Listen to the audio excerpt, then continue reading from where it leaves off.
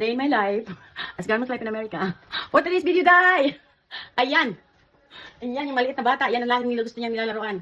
At ako naman habang magpe-prepare ako na, meron ako ditong lomo. Gagawin ko siyang tapa.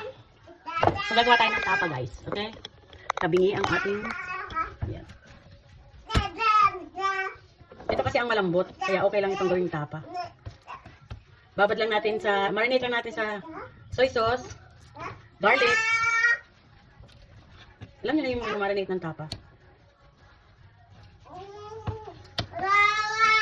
So for today's presentation, gagamitin natin ito para maganda-gandang tingnan.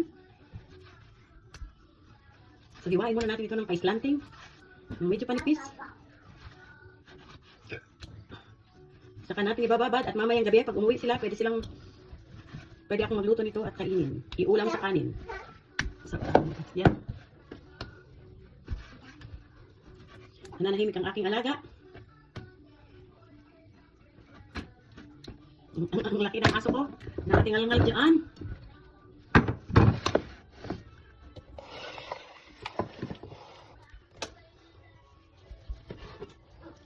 Napakasimple lang.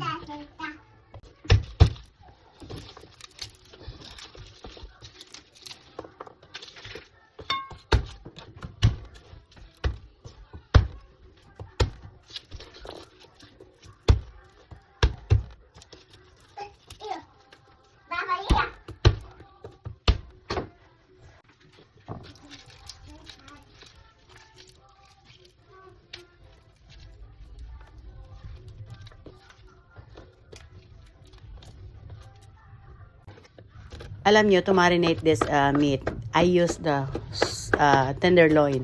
You can use any kind of like beef tapa or chicken tapa or pork. This is pork tenderloin. So the more na marami siyang garlic and black pepper, and I marinate it with soy sauce with lemon already. So it will be tastier. But I add 1 tablespoon of brown sugar para magkaroon ng twist yung lasa niya. So, ito na yun, na-slice ko na siya ng maninipis. Kailangan mo siyang ibabad ng mas matagal. Mas matagal, okay naman. Ang ginawa ko dyan, binabad ko muna siya ng buong araw. The next morning, because I wanted to fry it when it's like you have breakfast like that, what I did is, it's up to you if you want to do it. I turn on the oven to 400 and I put all of it in the oven. I flatten it in a tray and put it in the oven. So just to let it like half cook or not too brown, just to make it a little bit dry, and then let it out in the oven and let it cool, and then you can put it back in the fridge. And you can put it in the freezer. Ito na siya, ready for cooking na ito. As long as you marinate this one, it will last until 2-3 weeks in the fridge. This is tapa.